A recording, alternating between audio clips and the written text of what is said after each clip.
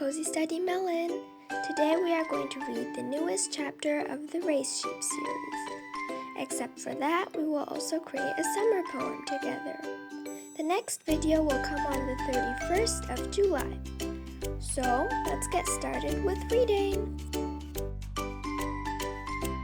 As soon as I comprehended that I was falling from more than 10 meters high in the air, instead of holding to the windowsill, I realized my mistake and cursed. "Help!" I screamed with all my might. Fortunately, a brave young man smacked his sack that he was carrying on the ground. It exploded, leaving sheared sheep wool everywhere. He saved me just in time.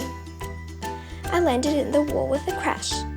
"What did you think you were doing, sir?" he demanded. "That was fatal. You could have died," I stammered. The new recruit knocked out our master and pushed me out of the window." The young man looked concerned. "Go check the room with the broken window," the young man immediately ordered everyone. He told me, "Stay here. I'm also going as our master's son. Please try to recover from your shock." What a mess, I thought. I wish I knew what to do now. Suddenly, I remembered the thick book which should actually also be lying outside the window. Maybe that would help. It was probably underneath the wool. I picked it up and opened it, only to realize that it wasn't a book at all.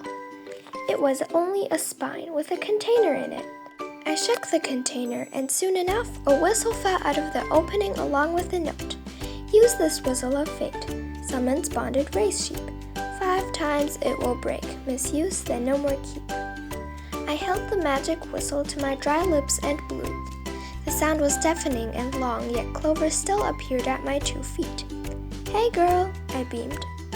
Clover was still looking naughty, annoying, and cute. Clover bleated, excited. I sat on her furry back. To my annoyance, the young man and the other members were racing towards me, shaking their fists and hollering something. They must know that I lied to them about a new recruit pushing me out of the broken window. I dropped the container and put the whistle with the note in my pocket. "Giddy up!" I bellowed, and Clover started to trot so fast that the world was only a blur. Unfortunately, a gate in front of us started closing so fast that even Clover couldn't rush through. I had no choice but to skid to a stop.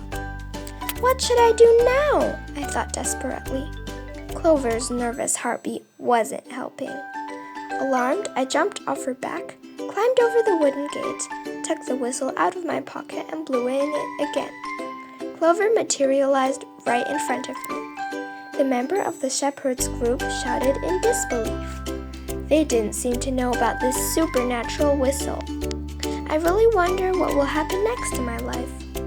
All of this seemed to be too real to be a dream, especially since my backbones are still hurting from that jump. I rode Clover onto the beautiful horizon, where danger awaits with all enemies hot on our trail. So that was the new chapter. Did you like it? Well, the next chapters will be kind of survival, about how Clover throws their enemy off their trail. Do you have any tips or suggestions about the plot? Comment below. Today we will write a poem, as I said before. To begin, we shall look for a type of poem that we think fits nicely to the theme summer. I chose acrostic. Here's an example. Hi is hello in a different way. This type of poem is basically that the first 2 letters create what the poem is about. So we will create an acrostic summer poem. In this case, hi is hello in a different way. H is the first letter of hi, and I is the second letter of hi. Here are some words I collected about the summer: sunshine, ice cream, sand, clear sky, water, and beaches. If you want to write a poem, especially when it rhymes, be patient. Sometimes it's very hard to find a perfect word. Don't forget, there's always something or someone who can help you or give you inspiration. Alright, here is the poem. Sunshine, rainbows, summer is here, under the clear blue sky. Melting ice cream tastes so dear, marvelous memory time. Enjoying the sandy shoreline, reflecting water I hear. Now you have some time to enjoy the poem by yourself, hearing this upbeat, uplifting music.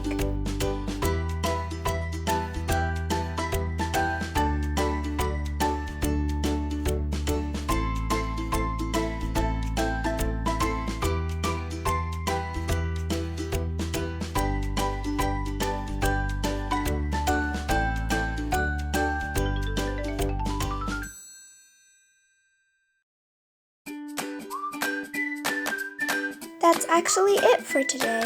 Wow, time really flies by. Subscribe and hit the thumbs up button, and I'll see you soon. Here are the credits as usual. Bye guys!